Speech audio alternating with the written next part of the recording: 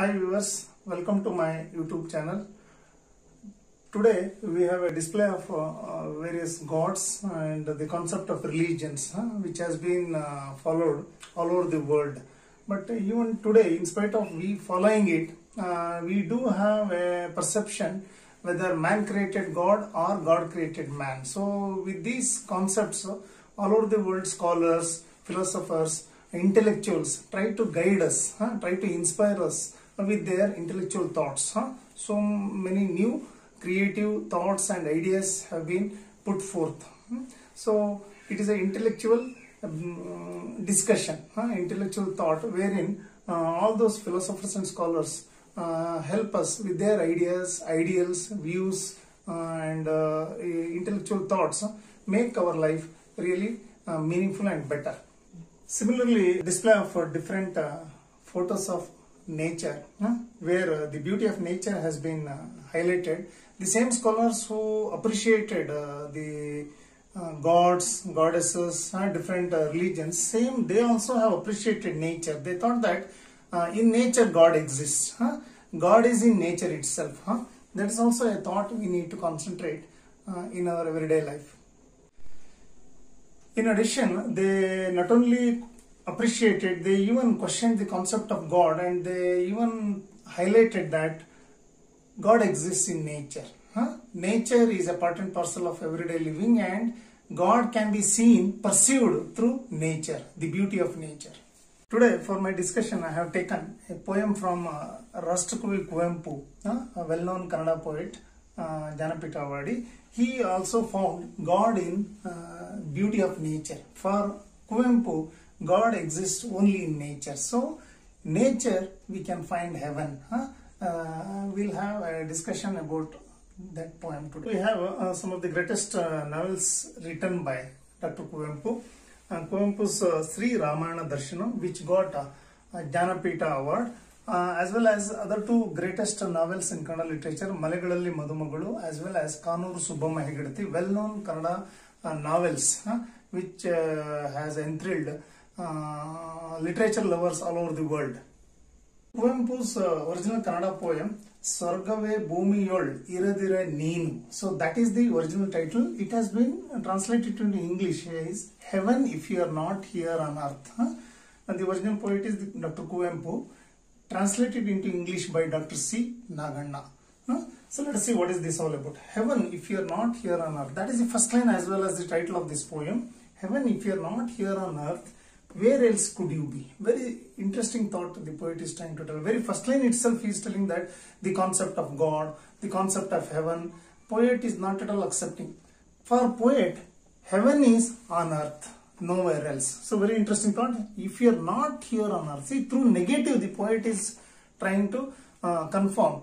Strongly, convincingly, the poet is portraying positive things. What the poet is telling, if you are not here on earth, where else could you be? You can't be anywhere else. You have to be on earth itself. That is a very interesting thought. The poet is making assertion, and that is a predominant image. He tries to prove it over a course of next stanzas. First line as well as that is the main bottom line of the entire poem. So, heaven, if you are not here on earth, you are not anywhere else. Where else could you be? He seems to be asking, it is almost like introspection. The poet looking at nature and asserting. Next, if we ourselves cannot be gods, then there can be no gods. We, the poet is highlighting as a narrator to all the individuals, all the human beings on this earth. What he is trying to tell, we ourselves cannot be gods. In our life, in each of our life, we need to become gods. We need to assert, we need to own up, and we have to become gods. Then there can be no gods. So the concept of first two lines, heaven, where heaven exists, according to the poet, heaven is in earth. Heaven is in nature. Second, what about the gods part? Gods are the human beings. We all can become the gods, or we are all the gods. We have to assert it. Next, if we ourselves aren't heavenly nymphs, the damsels, the nymphs are not anywhere else. So the concept of God, the beauty of heaven, everything is in nature only. So the poet is trying to tell, we ourselves have to become heavenly nymphs. We ourselves have to become the gods. If we can't become the gods, nobody else. And if the first line once again, if heaven, if you are not on earth, you are nowhere else. So the first stanza is asserting 2 points. All human beings can become the gods and goddesses in their lives. No gods or goddesses exist. And for the poet Kuvempu, heaven is in the beauty of nature. We have to open our eyes and look at nature, and then we have to feel that. We have to feel that God, or the presence of God, the divinity in God. That is the beauty of nature. That's what the poet is highlighting in the first stanza. As we asserted the beauty of heaven in nature, here in the second stanza, same thought continues. The poet Kuvempu tries to give us more details about nature. What is that? While this roaring stream rushes fast, the very first thought, stream, which is a part of the nature. Next, rolling surf, the foam at the edge of the waves, seashore. So, stream, seashore, the tender sunshine leans on verdant, green gardens. So, all the elements, stream, waves and the sunshine, all the elements of nature, the poet seems to be explicit on what, according to the poet, where heaven is. Heaven is in nature. So, in all these elements, the poet is able to look at nature, the beauty of nature, and for him, it looks as if it is not nature, it is heaven, heavenly bliss.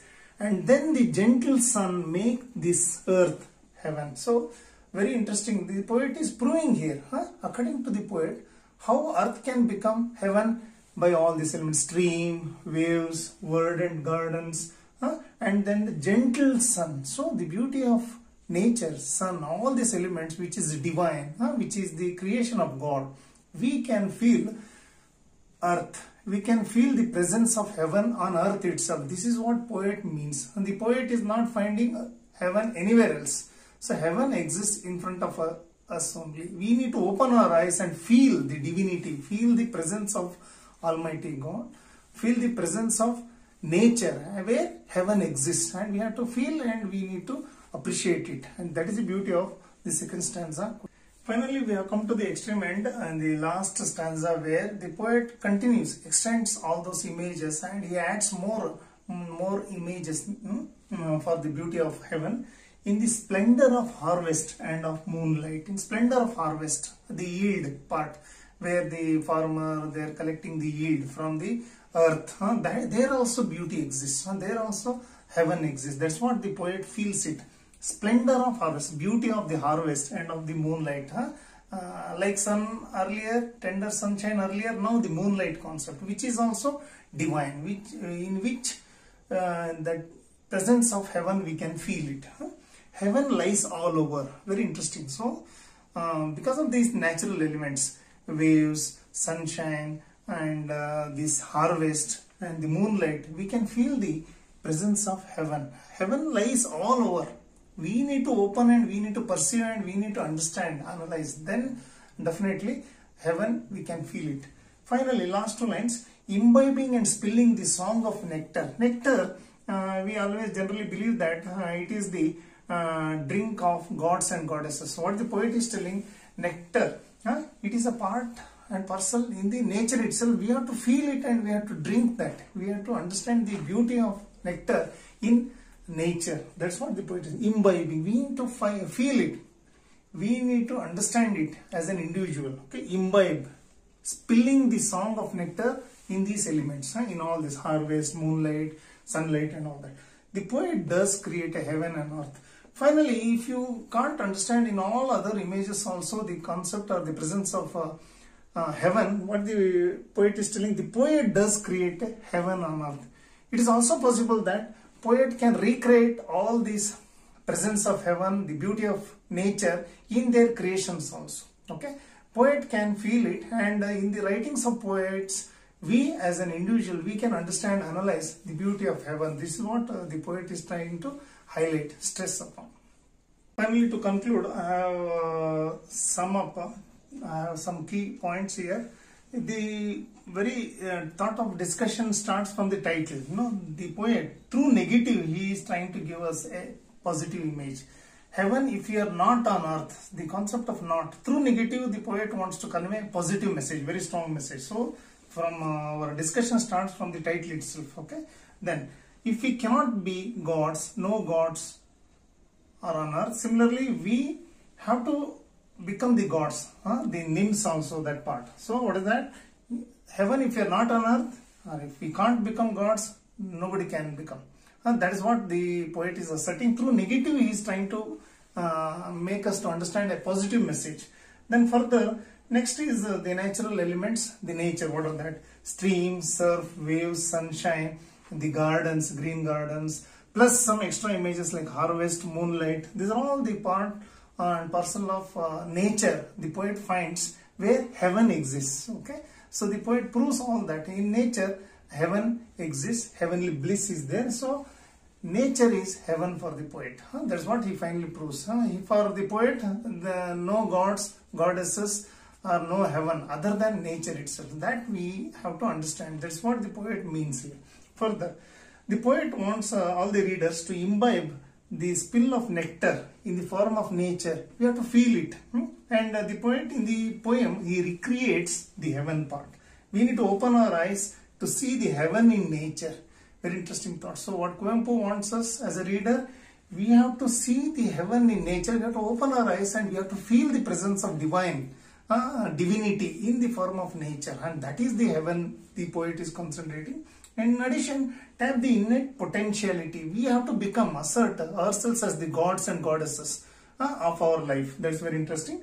And creating our own fate. We need to own up the responsibilities and we have to become the gods and goddesses of our life. This is also the thought being highlighted here in this poem. So not only looking at nature as heaven, and the poet also considering all the human beings as the gods and goddesses in this poem. That is what is the main theme is all about.